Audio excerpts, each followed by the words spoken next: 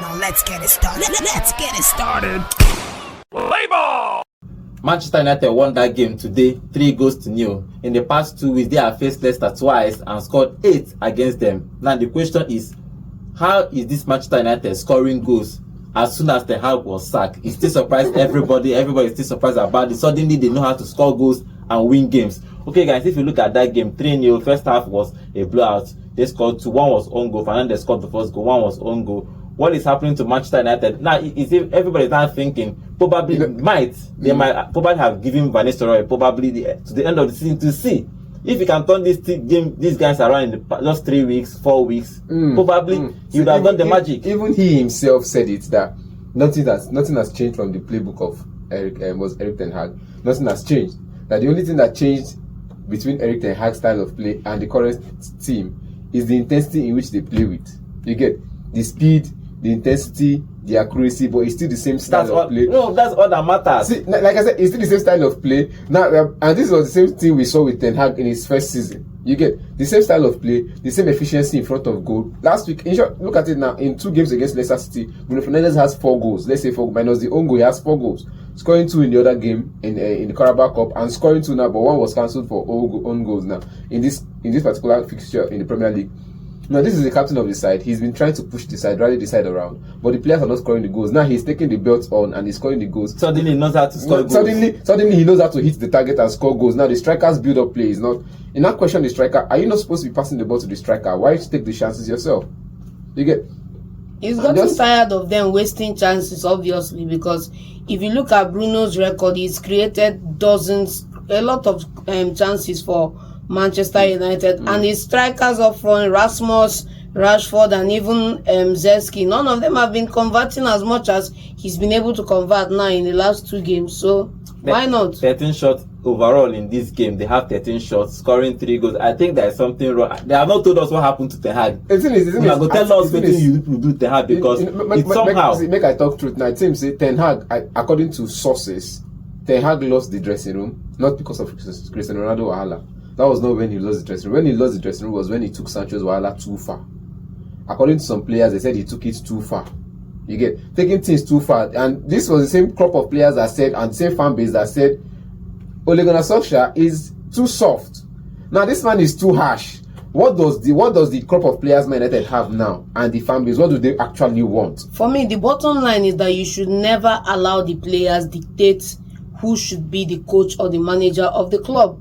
You know, we are hearing stories of they like Ruud van Nistelrooy. They prefer Ruud van Nistelrooy. They shouldn't have a say on who manages the team per time. Rather, they should have a say on their own performance, going out there to perform and play the game. Now, it's a sad thing to see that Eric Ten Hag is out of the way now. Players who seem to be, on the exit door, or players who we are not giving any good performance, are now scoring goals. They are now winning matches. Everybody seems to be pulling along. If I were the owner of the club or the financial secretary, I will retract all the salaries they've been paid when they were underperforming, because this potential, this thing was latent inside there, but they, because of personal decisions, decided to down their weapons, which is unfair. It's unfair to Ten Hag. And again, let's say Ten Hag shot himself in the foot. They brought in players for you to use. Your midfield is lacking certain players. Now, this player has not played for some couple of months. You want to manage his expectation. Introduce him 30 minutes into the game, but you see that your midfield is actually open. You don't introduce the player you brought in the summer. I'm not saying like for the other club now, from West Ham, I'm saying the coach is coming in to start new signings. I'm not saying start new signings. Give them time to blend into the team. Look at what what's it called, Mikel Arteta did with Moreno. Gradually he was introduced 30 minutes, 60 minutes, even Calafiori. These players should be introduced in the last 60 minutes of the game, in the last 30 minutes of the game, and from there he can pick up form. But he didn't give them the chance at all. Talking about Ugati, okay. But now in under what's it called? That's what I want to say. The only difference with this formation with Ten Hag's formation and the players is just introducing of Ugati and removing Eriksen from the starting lineup. That's the only difference. Makes Casemiro a wonderful midfielder, because now you see Casemiro making forward passes, making the runs into the opposition half, creating. I think he has more passes into the final third as a defensive midfielder in this game. Okay, let's dive into this game proper. In the first half, I won't call it a 50-50 game, but Man U created more chances, scored 2 goals. 1 was on goal. What do you make of this first half for Manchester United before we talk about the second half? For me, the first half was a good one. The way they started showed intent. I would say that Leicester City paid Manchester United a bit too much respect because if you look at the stats, they didn't create as much as they did in other competitions. They didn't take their chances. In the other game, they lost 5-2, but at least they got some goals back into the game. This time around, they failed to even hit. They failed to even at least put one when past you learn from your Onana. mistake, you know the alarm happen again. Okay, they learned from 5, they reduced it to 3. They do exactly. When you learn from your mistake, the alarm happen again. Why they no score? Why they no score? Now they both teams learn from your mistake. You win 5-2, you concede 2 goals. Against Chelsea, you concede 1 careless goal with lead when reduced. So you're supposed to win that match. Now they considered a goal from Casido, and it was 1-1. A draw, yeah. It was a draw. Now they don't learn from a mistake defensively. And if you look at let's not forget that the Man United defense has improved a bit. You get that Ugati's presence, because I saw him against Chelsea. The thing is, you have a defensive midfielder that wins you. His work is to just recover the ball and pass it to you people. I saw when they were doing. I posted something online the other day where they were doing a tiki-taka kind of play. Ugati recovered the ball from Madueke and left it for Mazraoui, and that was the end. He immediately just passed it to Mazraoui. He just decided to leave that circle and move somewhere. And between that circle, there was like 7 passes leading to opposition's possession, leading to even Man United getting a shot off target. You get now him recovering the ball. He is a massive body. He's always everywhere. He's like this. I think Amorim will love him when he comes. Yeah, yes. He's played under Amorim before. I think in Sporting, it was in 2020-2021 season. He was Amorim's guy in defensive midfield before he left for PSG. So him now, what he does is probably why PSG let him go was because he wasn't good on the ball. Passing accuracy and all of that, he doesn't have it.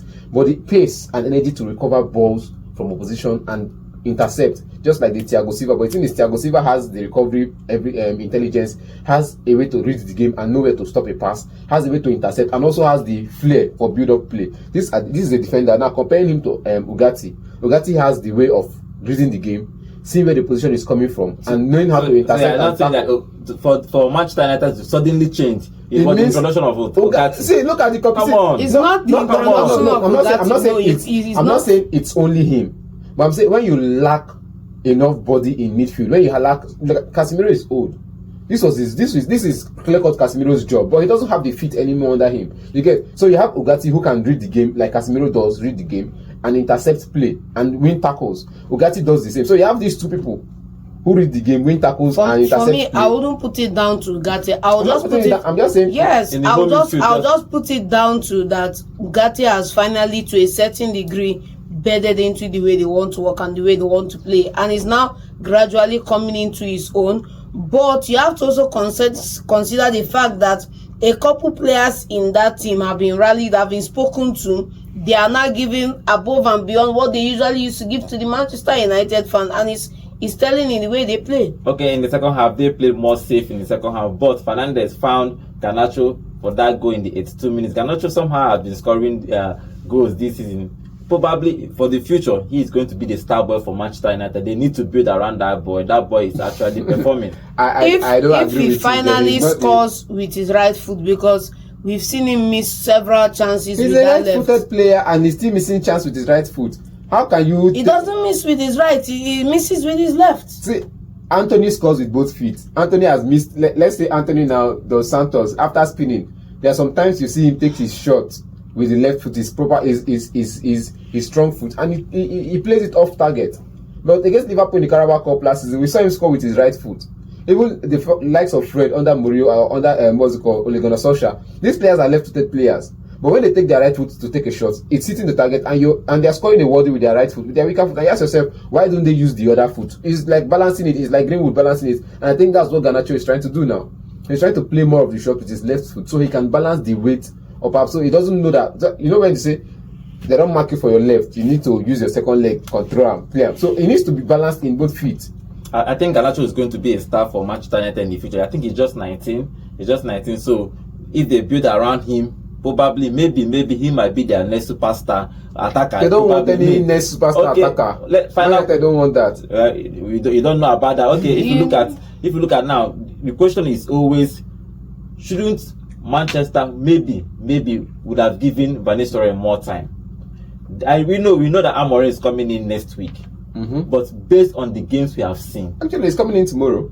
11th, yeah, He's coming in tomorrow. He's flying in tomorrow. So based on the games we have seen, I think they would have just allowed Van Nistelrooy to stay. You know, we are saying this now because we've seen the 4. results. Yes, We've seen 4 out of a possible 100.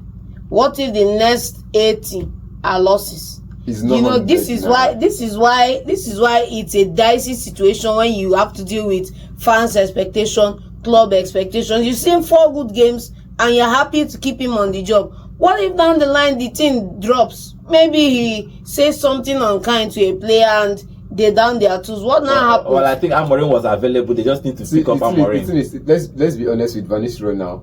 You know, we said it here on the show. John was saying he's going to take over for a long. And I said same thing happened to Roy Keane. I used the Roy Keane. I didn't use the Ole Gunnar Solskjaer scenario. I used the Roy Keane scenario. You get where he was learning off a coach, and he was an assistant coach, and this coach was sacked, and he was given the job on him. He said no. I'll have to take it for a short time, get a permanent man in. You get, and even Van Nistelrooy has come out to say it's only Man United he can assist, as in he can hold that role as an assistant coach. He said it, and that's what it is. You get, this is a manager that has been for the club. He's a club legend. He wants to come back and help the club. So his work now is to hold on the ship, not even steady the ship, just hold on to the ship. But everybody would love to take on that job. Everybody would love to take on the job. Everybody wants to take on the job, but you forget that this man was there when Ten Hag was falling. Why didn't he help the team under Ten Hag? So see, it's for example, to a certain level. If I'm a manager, if I'm a manager of this company, for example, if you give me an advice, I can decide not to follow your advice. You can decide not to implement, and if you keep on pressing the matter, then you now start become a suspect. Now you give the manager the advice. Yeah? You can take or not take. Now, and you also have like I said. Now you are the supervisor of the employees. Okay. Wait, you're the supervisor of the employees, Abi. Now you want to take manager role. You're the supervisor of the employees. Now you're giving the manager the advice to do this particular thing this way, and he's not taking your advice. And you're also talking to the employees to up their game. See what I'm saying. I think in training he was also in charge of the defense. See what I'm saying. For example, he's starting with Ugarte, not Eriksen. Probably if I've told Ten Hag, please, I think you should start with Ugarte. Eriksen say no, I want to play with Eriksen. It's not his fault. So everybody has his own style, but let's see. To a limit, you can influence people only to the limit they let you influence them. Simple. So for me personally, I think from the onset, I felt that they should have allowed Van Nistelrooy to finish this season, but they decided, Manchester United management decided to bring in Amorim. He's coming in tomorrow, the 11th of November, to take over Manchester United. They won that game comfortably, 3-0 against Leicester City. Let's see what Amorim is going to do with this Manchester United from tomorrow. He's going to start training with them to see.